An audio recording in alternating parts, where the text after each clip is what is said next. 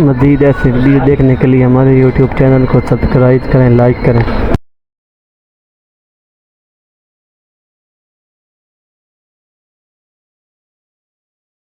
نحمده ونصلي على رسوله الكريم اما بعد فقد قال الله تبارك وتعالى كما ورد في سورة الجاثية اعوذ بالله من الشيطان الرجيم بسم الله الرحمن الرحيم وإنه لعلم للساعة فلا تمترن بها واتبعوني هذا صراط مستقيم صدق اللہ العظیم۔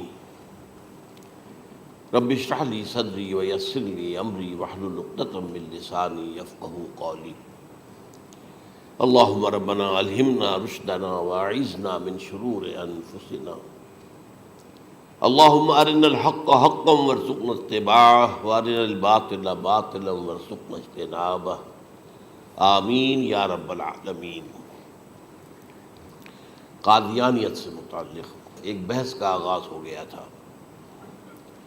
کیونکہ ہمارے علم میں یہ آیا تھا کہ قادیانیوں نے خاص طور پر ماڈل ٹاؤن کو اپنا ایک مرکز اور اپنا اڈا بنانے کا فیصلہ کیا، اور اس کا ہمیں تجربہ بھی حاصل ہو گیا۔ کچھ نوجوان اہل سنت کے نوجوان میرے پاس آئے تھے اور انہوں نے میری توجہ ادھر منصرف کرائی کہ یہاں پر یہ اپنی جمعے کی نماز کے لیے اوپن گراؤنڈ استعمال کر رہے ہیں اور اس میں لگا لیتے ہیں پارٹیشن وغیرہ، اور بڑی یوں سمجھیے کہ بڑی مہم کے ساتھ دونوں طرف کی سڑکیں بند کر کے، اور جو بھی لوگ مسافر ہیں انہیں بھی دعوت دیتے ہیں کہ آئیں یہاں جمعہ پڑھیں، اور بعض لوگ مغالطے میں وہاں جمعہ پڑھ لیتے ہیں۔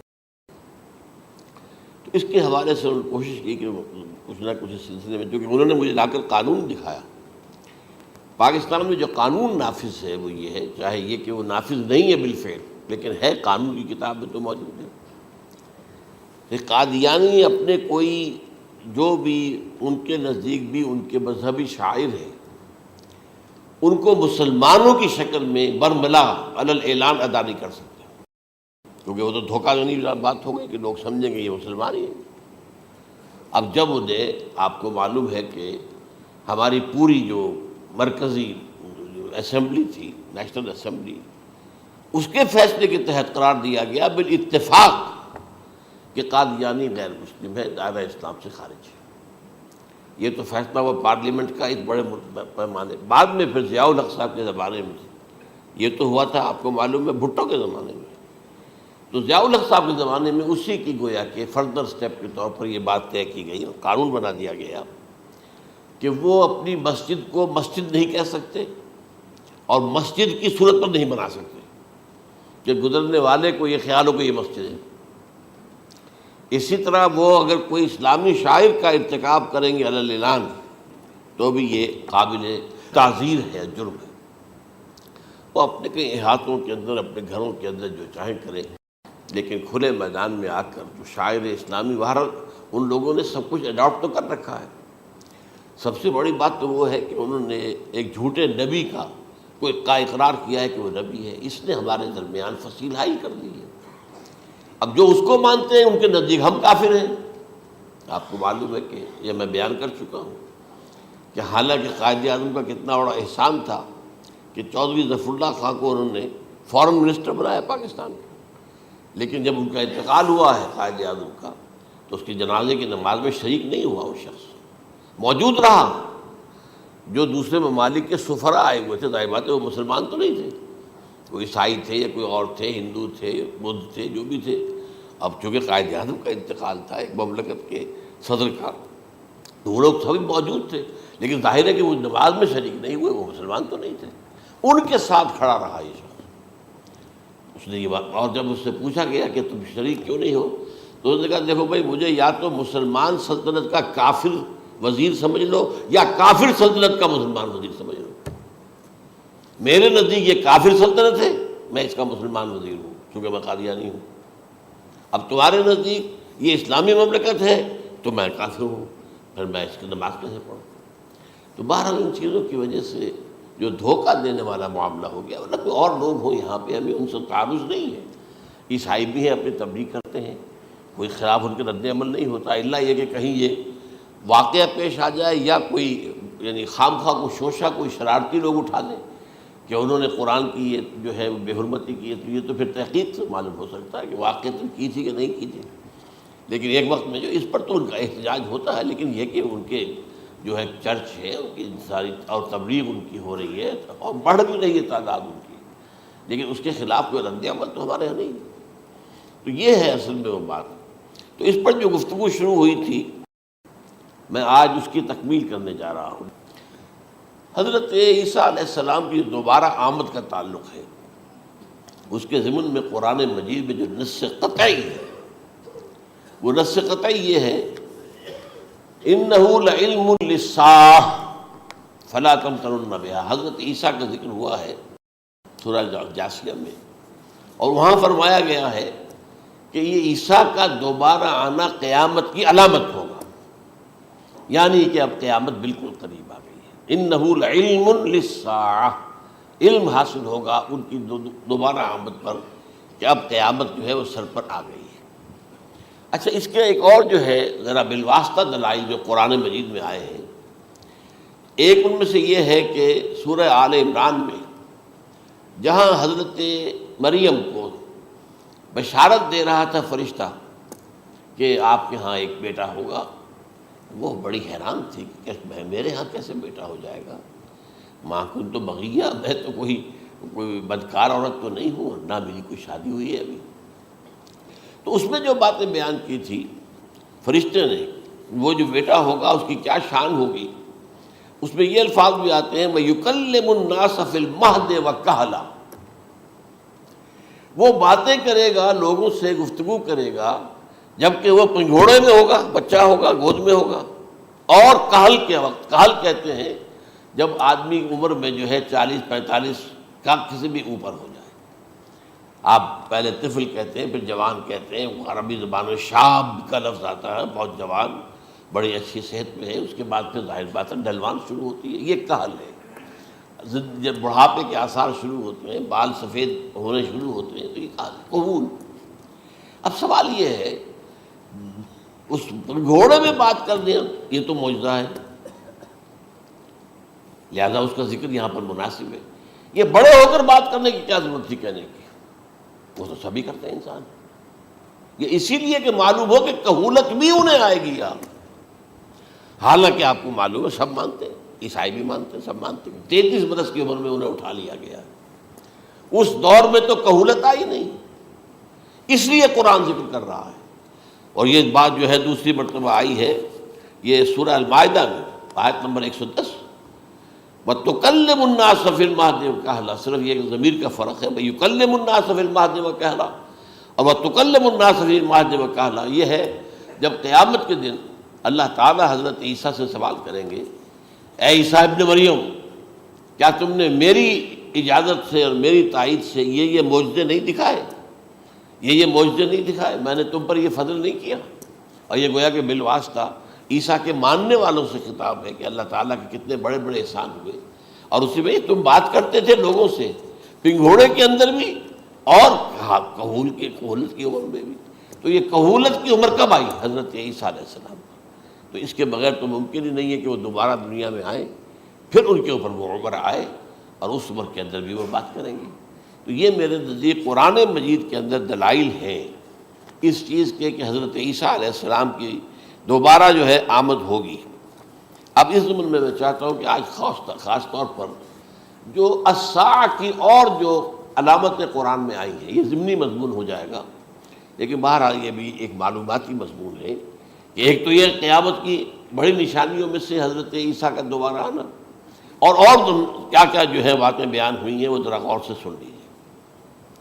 پہلی بات میں نے ہلکا سا حوالہ دیا تھا، ہم تو ایک لفظ قیامت بولتے ہیں، وہ قیامت جو ہے اتنا ہمارے نزدیک جامع لفظ ہے کہ جس میں وہ بھی جو زلزلۃ الساعہ آئے گا وہ بھی ہے، پھر جو نفخ روح نفخ ساق ہوگا وہ بھی ہے، لیکن قرآن مجید سے معلوم ہوتا ہے کہ یہ الساعہ ہے، وہ گھڑی جس دن کے یہاں قیامت برپا ہوگی، زلزلہ آئے گا، شدید ترین حالات آئیں گے، فوری طور پر تمام انسان مر نہیں جائیں گے۔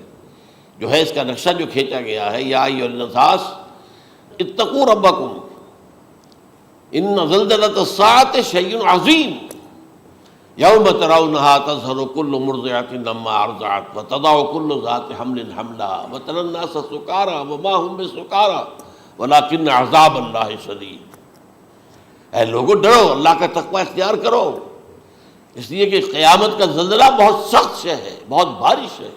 ان زلزلۃ الساعۃ شیء عظیم، جب پہاڑ چل رہے ہوں گے اور جو ہے انسان جو ہیں گے وہ جس طرح پروانے ہوتے ہیں، پتنگے ہوتے ہیں، ایسے اڑ رہے ہوں گے انسان، اور اس میں یہ بھی حال ہوگا کہ لوگ جو ہے ہر جو دودھ پلانے والی ہے وہ اپنے بچے کو بھول جائے گی۔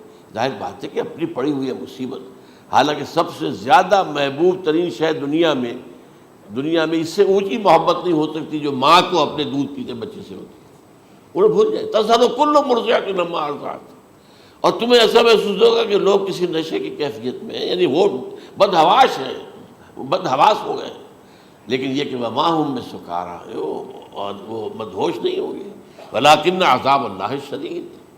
تو یہ ہے زلزلۃ الساعہ، وہ ایک خاص وقت جو ہے، ایک خاص گھڑی جس میں کہ یہ ہونا ہے۔ اس کے علاوہ قرآن مجید میں القارعہ، القارعہ والقارعہ وما ادراک ما القارعہ یوم یکون الناس کالفراش المبثوث وتکون الجبال کالعہن المنفوش۔ اب یہ کیا ہے؟ یہ نقشہ ہے قیامت، یہ الساعہ، القارعہ الساعہ۔ اسی کے ساتھ قرآن میں آتا ہے الواقعہ، اذا وقعت الواقعۃ لیس لوقعتها کاذبہ، تو یہ خافضۃ رافضہ، یہ الفاظ سورہ واقعہ میں ہے۔ اسی طریقے سے اور جو ہے الحاقہ، ما الحاقہ وما ادراک ما الحاقہ، یہ تمام جو الفاظ قرآن مجید میں آئے ہیں یہ آئے ہیں الساعہ کے لیے، قیامت کے لیے نہیں۔ قیامت میں بعد میں بتاؤں گا آپ کو۔ چنانچہ 3 نفخے ہیں جو قرآن سے ثابت، نفخ فی الصور، اور اس نفخ فی الصور کا یہ عالم ہوگا یوم ینفخ فی الصور ففزع من فی السماوات ومن فی الارض الا من شاء اللہ، جس دن پھونکا جائے گا سور میں، اور اس وقت صورتحال یہ ہو جائے گی کہ جو بھی آسمانوں میں ہے، زمین میں ہے، سخت پریشانی اور سخت پشیمانی اور ایک طرح کے مرعوبیت اور خائف ہو کر رہ جائیں گے، الا ان کے کہ جن کو اللہ چاہے، اس کے کوئی ملائکہ مقربین ہوں گے۔ من فی السماوات فی الارض ہے، اس کے ساتھ ہی یہ کہہ دیا گیا ہے، لیکن یہ باقی پورے لوگوں کے اوپر، پوری مخلوقات کے اوپر ایک جو ہے گھبراہٹ کی کیفیت طاری ہو جائے گی۔ تو یہ ہے پہلا فضا۔ دوسرا فضا کیا ہے؟ فضا صعق، صعق کہتے ہیں آدمی کا بے ہوش ہو جانا۔ یہ دوسری مرتبہ جب سور پھونکا جائے گا، وَنُفِخَ فِي الصُّورِ فَصَعِقَ مَن فِي السَّمَاوَاتِ وَمَن فِي الْأَرْضِ إِلَّا مَا شَاءَ اللَّهُ، یہ ہے کہ اس کے بعد وہ سب کے اوپر موت طاری ہو جائے گی۔ یہ دوسرے سور پھونکے جانے کے بعد ہے۔ پھر ثُمَّ نُفِخَ فِيهِ أُخْرَى، پھر ایک مرتبہ اور پھونک ماری جائے گی، یہ تیسرا ہو رہا ہے۔ فَإِذَا هُمْ قِيَامٌ يَنظُرُونَ، تو اچانک سب کے سب کھڑے ہوں گے اللہ کی طرف دیکھتے ہوئے۔ اب یہ جو ہے یہ ہے یوم القیامہ، قام یقوم قیامتاً، کھڑا ہونا، کیونکہ اس دن یوم یقوم الناس لرب العالمین، جس دن کے تمام انسان جو ہے کھڑے ہو جائیں گے اپنے رب کے حضور میں، جس کا نقشہ کھینچا گیا ہے اذا دکت الارض دکا دکا وجاء ربک والملک صفا صفا۔ تو یہ سب کے سب انسان بھی جو ہے موجود ہوں گے، فرشتے صفے باندھے ہوئے ہوں گے، اور اللہ تعالیٰ جو ہے اپنے خاص عرش کے ساتھ، یحمل عرشہ ثمانیہ، 8 فرشتے اس عرش کو اٹھائے ہوئے ہوں گے، جبکہ یہ آسمان پھٹے گا اور اس روئے ارضی پر اللہ تعالیٰ کا نزول ہوگا۔ یہ جو ہے ہمارا یوم القیامہ یہاں ہے، یوم القیامہ ہی میں جو فیصلے ہونے یہاں ہونے، قصہ زمین برسر زمین، جو نیکیاں تم نے یہاں کمائی ہیں یا جو بدیاں تم نے یہاں جن کا ارتکاب کیا کا فیصلہ یہاں ہوگا۔ اس کے بعد واللہ عالم کچھ اور بھی چیزیں ہیں، لیکن یہ کہ وہ سب عام طور پر لوگوں کے علم میں نہیں ہے۔ میں نہیں چاہتا کہ خام خواہ کسی نئی بات سے کوئی جو ہے ذہنوں کے اندر کوئی ایک تشکیک پیدا ہو جائے، شبہات پیدا ہو جائے، لیکن یہ چیزیں جو میں نے آپ سرچ کی یہ از قرآن ثابت ہے، اسی زمین پر اترنا ہے۔ وجاء ربک والملک صفا صفا، یہ سب کے سب آئیں گے، اور ملائکہ، اور اس کے علاوہ جو ہے دوسرے مقامات پر جس کا نقشہ کھینچا گیا ہے، سورۃ الحاقہ کے اندر ہے اللہ کا عرش جو ہے 8 فرشتے اٹھائے ہوئے نیچے اتریں گے، تو یہ تمام چیزیں قرآن مجید میں مذکور ہیں، اور یوم القیامہ یہی ہوگا۔ لیکن وہ ہے یوم القیامہ، ہم قیامت کہتے ہیں اس کو جس کو قرآن کہتا ہے الساعہ، الزلزلہ، الحاقہ، القارعہ، الواقعہ۔ یہ ہے در حقیقت جو پہلا معاملہ ہے کہ اس کے اندر جو ہے فضا ہو جائے۔ اب دیکھیے جو علامات قیامت احادیث میں آئی ہیں وہ میں آج آپ کو سنا رہا ہوں۔ ان کو 2 حصوں میں تقسیم کیا جاتا ہے، علامات صغریٰ، علامات کبریٰ۔ چھوٹی نشانیاں جو درجہ بدرجہ درجہ بدرجہ درجہ بدرجہ حاضر سامنے آئیں گے۔ ایک ہے بالکل قیامت سے متصل قبل بڑے جو خرق عادت واقعات ہوں گے وہ آئیں گے۔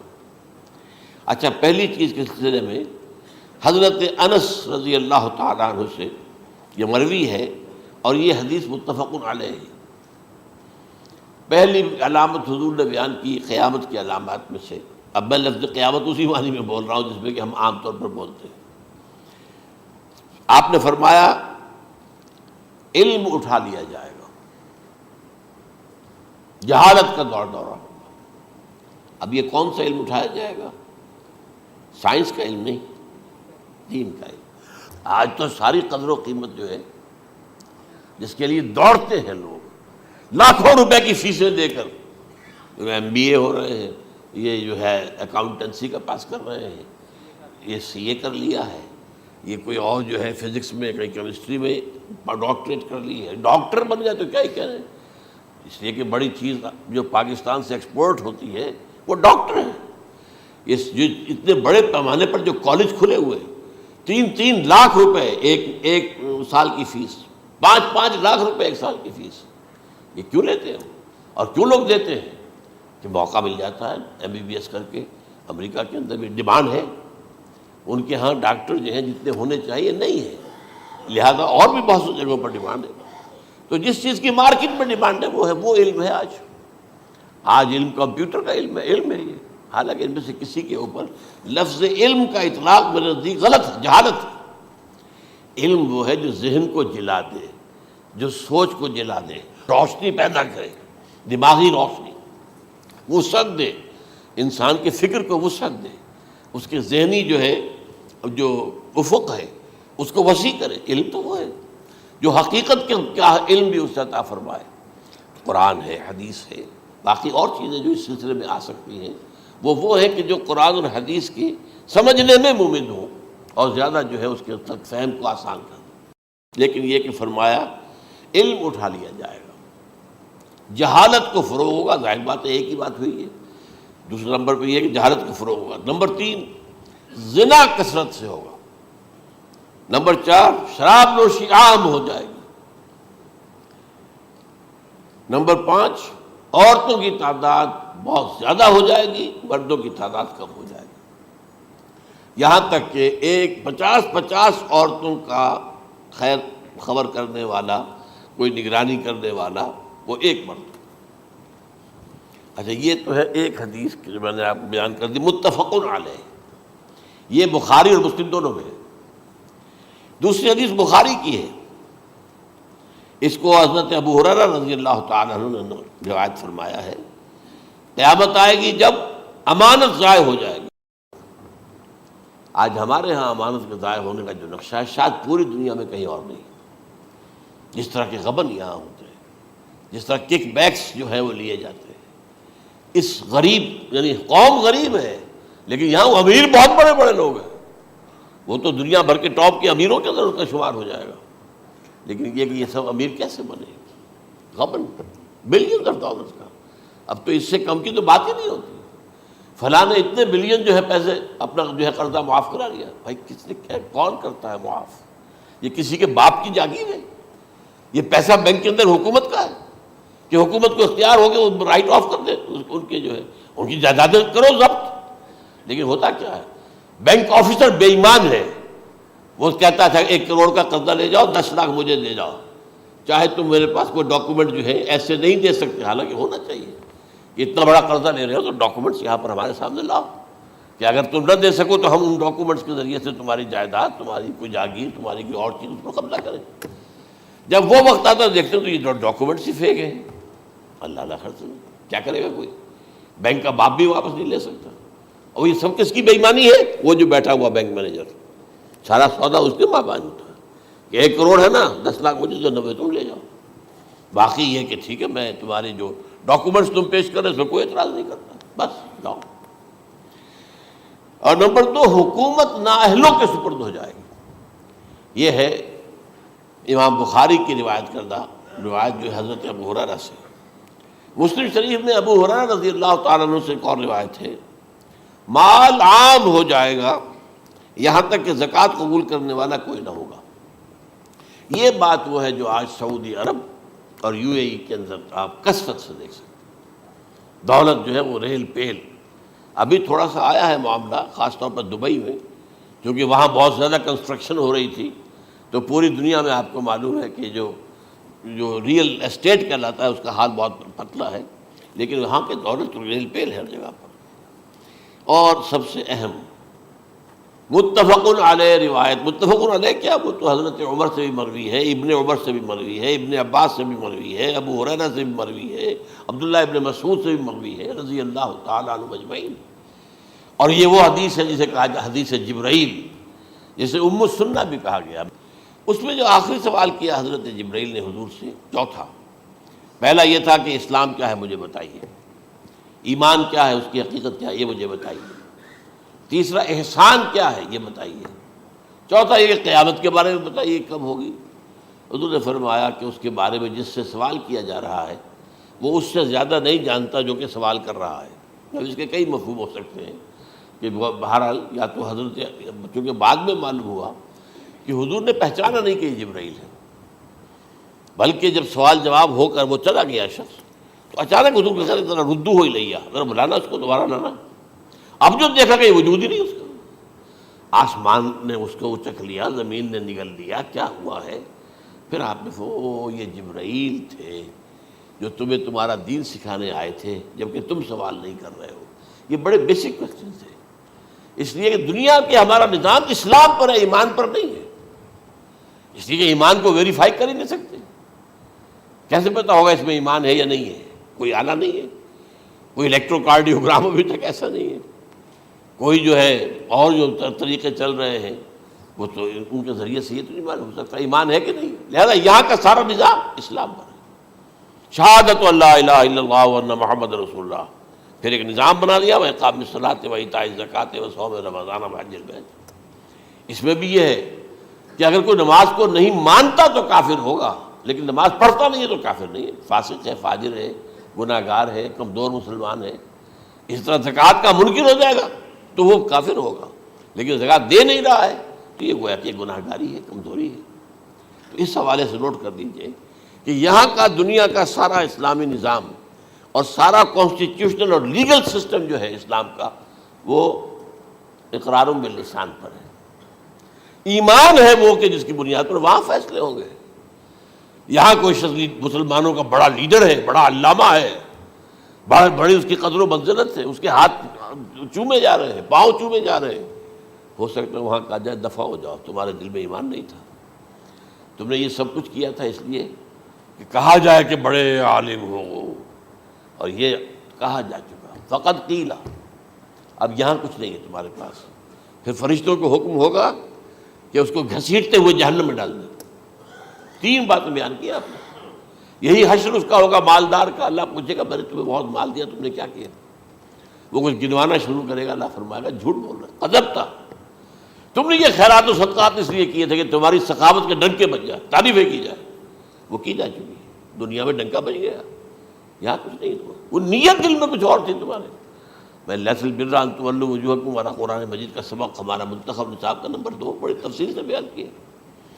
یہی معاملہ ہوگا اس عالم کا، اللہ فرمائے گا میں نے تمہیں علم دیا، تم نہیں، وہ کہے گا میں نے علم پھیلایا لوگوں میں ہدایت کی، کوئی جھوٹ بول رہے ہیں، تم نے تو صرف اس لیے کیا تھا، تمہاری نیت یہ تھی کہ بڑا عالم شخص ہے، بڑا فاضل شخص ہے، تو یہ سب کہا جا چکا۔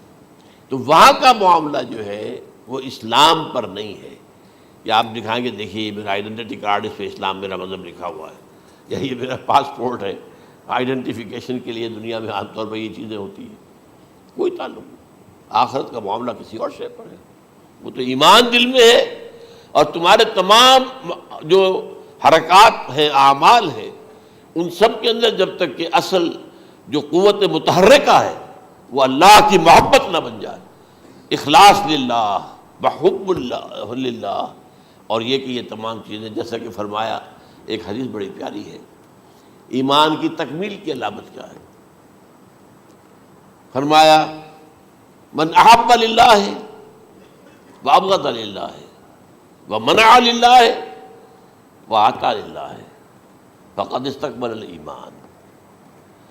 جس شخص کے نے محبت جس سے بھی کی، اللہ کے لیے کی، اپنے مفادات کے لیے نہیں، رشتہ داری کی بنیاد پر نہیں، محبت اوپر ہو جائے، رشتہ دار کا حق ہے دو، بیوی کے حقوق ہیں دو، لیکن محبت یہ اللہ کے لیے ہو کہ فلاں شخص سے مجھے محبت اللہ کے لیے، اور اگر نفرت رکھی تو اللہ کی وجہ سے رکھی، اس لیے رکھی کہ وہ اللہ کے دین سے دور ہے، وہ اللہ کے راستے پر نہیں آ رہا ہے، وہ فسق و فجور کی جو ہے زندگی کو آ رہا۔ اس میں بھی یہ ہے کہ یہ نہیں ہے تعلق قطع کر لو، تعلق قطع کرو گے تو تبلیغ اور اصلاح کا موقع کہاں رہے گا، لیکن دلی محبت نہیں ہوگی اس سے۔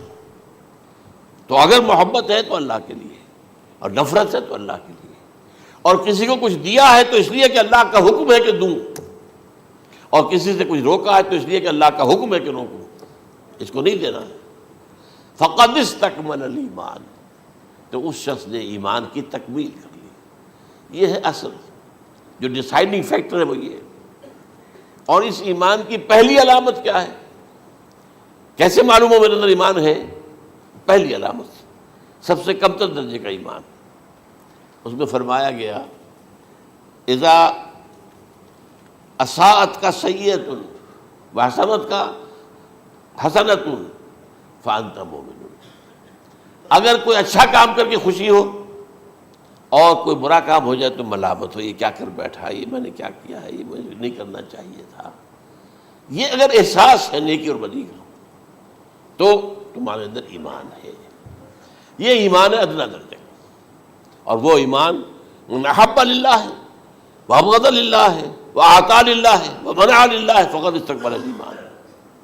اچھا، یہ جو متفق علیہ حدیث ہے جو حضرت جبرائیل کی ہے، اس میں پھر انہوں نے کہا کہ اچھا اگر آپ مجھے یہ کب ہوگی قیامت نہیں بتا سکتے تو اس کی کچھ علامتیں بتائیے۔ یہ بڑی عظیم تھا، کیونکہ یہ تو تمام احادیث کے اندر میں نے عرض کیا نا کہ سب سے زیادہ صحابہ سے منقول ہے، اور آپ نے فرمایا کہ جب لونڈی اپنی مالکہ کو جنے گی اور تم دیکھو گے کہ ننگے بدن ننگے پیر بھوکے ننگے بھیڑوں اور بکریوں کو چرانے والے اونچی سے اونچی عمارتیں بنانے میں ایک دوسرے کا مقابلہ کریں گے۔ اذا تلد الامۃ ربتها، کیا بانی ہے، یہ خاص الفاظ کیوں کہے گئے؟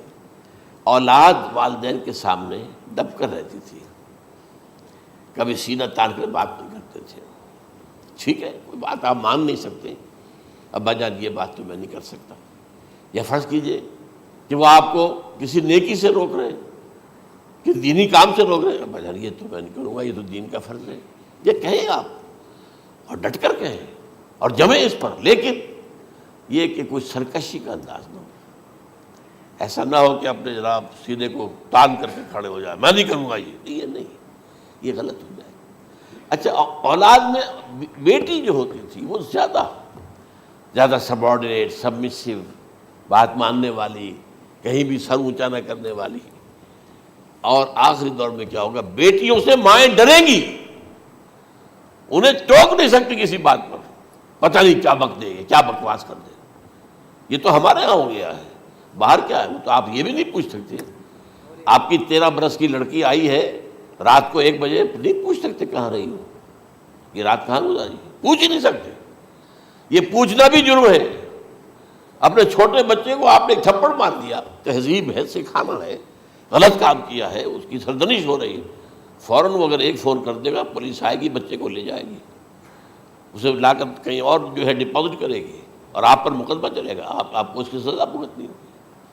ظاہر بات ہے کہ پھر وہاں سرکشی کا کیا عالم ہوگا، پھر اولاد کہاں سر جھکائے گی، کس درجے میں جھکائے گی؟ اس کی تربیت عثمانی میں ہوئی نہیں۔ تو ان تلد الامۃ ربتہا، گویا کہ بیٹی کے نزدیک ماں جو ہے وہ ایسی ہو جائے گی جیسے لونڈی، گویا کہ لونڈی نے ایک اپنی مالکہ کو جنم دیا ہے، بیٹی مالکہ بن جائے گی اور ماں جو ہے لونڈی بن جائے گی، اور دولت کی ریل پیل کا ابھرتا دکان، یہ جو بھوکے ننگے اور مفلس، کیا حال تھا 100 برس پہلے، انہیں کھانے کو کچھ نہیں ملتا تھا۔ یہ مشرقی ساحل پر تھے، یہ سوائے یہ کہ مچھلیاں پکڑ لی اللہ خیر اللہ وہ کھا لی، یا کہیں ان کو بیچ دیا، کوئی بنڈی لگ گئی، بنڈی لگ جاتی تھی وہاں، اور کیا تھا؟ اور مغربی ساحل پہ کیا ہوتا تھا؟ ساری ان کی معیشت حج کے گرد گھومتی تھی، حاجی آئے ہیں خریداریاں کر رہے ہیں، اور آپ کو معلوم ہے پوری دنیا سے مال پہلے بھی پہنچتا تھا وہاں، آپ کو جو ہے ہر ملک کے ہر کونے کا پھل وہاں مل جائے گا آج بھی۔ اور وہاں پر یہ ہے کہ سب سے بڑی بدوؤں کے لیے سب سے بڑی بات کیا تھی؟ قربانی کا گوشت، اسے وہ سکھاتے تھے، سخت چمڑے کر کے کھاتے تھے، یہ ان کا حل تھا۔ آج جا کر دیکھیے نئے شہر بن رہے ہیں، امریکنز کو کانٹریکٹ دیے جا رہے ہیں، بالکل ماڈرن شہر بنا دو، ایک ایبسلیوٹلی ماڈرن شہر جو ہے وہ جو مشرقی ساحل کے اوپر جو پہلے سے آرام کو سٹی ہے، امریکن سٹی ہو، اس کے اندر کوئی سعودی بھی داخل نہیں ہو سکتا سوائے جس کے پاس اس سٹی کی طرف سے لائسنس نہ ہو، اور اس کی چار دیواری کے اندر، چار دیواری کیا فصیل کے اندر کہی ہے، جو چاہو کرو، کوئی تم پر پابندی نہیں، ننگے نہاؤ، تالاب ہے نہا رہے، ننگی عورتیں ننگی مردیں نہا رہے، کوئی پوچھنے والا نہیں۔ اب اسی قسم کا ایک سٹی آباد ہونا جا رہا ہے مغربی ساحل پر، جدہ اور ینبوع کے درمیان، اور اس میں اصل میں جتنی بھی دولت ہے جو پیٹرول کی ہے وہ وہیں پر رکھ لی جاتی ہے امریکہ کے اندر، تاکہ امریکہ جو ہے ایسے ایسے پروجیکٹ بنا کر جب تمہیں دے گا تو اس میں سے پیسے لے گا، وہ نہیں ملتی ان کو واپس۔ بہرحال یہ تو میں نے ایک جگہ آپ سے ذکر بھی کیا تھا، دی کنفیشنز آف این اکنامک ہٹ مین، وہ کنفیشنز کی بات جو ہے اگر آپ میں سے کسی کو دلچسپی ہو تو اسے پڑھیں کہ کس طریقے سے 1973 کے آئل امبارگو کے بعد جو شاہ فیصل شہید کے زمانے میں ہوا تھا، پھر جس طریقے سے امریکہ نے ان تمام ممالک کو جکڑ لیا ہے، اس کا پورا جو پروسیس کیا تھا وہ سامنے آتا ہے۔ پر اس کے بعد آتا ہے علامات کبریٰ کا ذکر، بڑی علامتیں جو کہ بالکل خرق عادت کے انداز میں ہوگی، جن کا معاملہ جو ہے وہ آپ کے ناپ تول میں نہیں آ سکتا، آپ کی کیمسٹری فزکس اس کا جو ہے وہ نہیں کر سکتی، ادراک ہوگا یہ قیامت کی۔ ان میں نمبر 1 کیا ہے؟ ایک بہت بڑا دھواں آئے گا، پوری دنیا کو لپیٹے گا۔ نمبر 2 دجال کا ظہور ہوگا، جو اپنی خدائی کا دعویٰ لے کر آئے گا اور بنوائے گا، اس کے ہاتھ میں ہو جائیں گے، قبضے میں ہو جائیں گے سارے ذرائع پیدا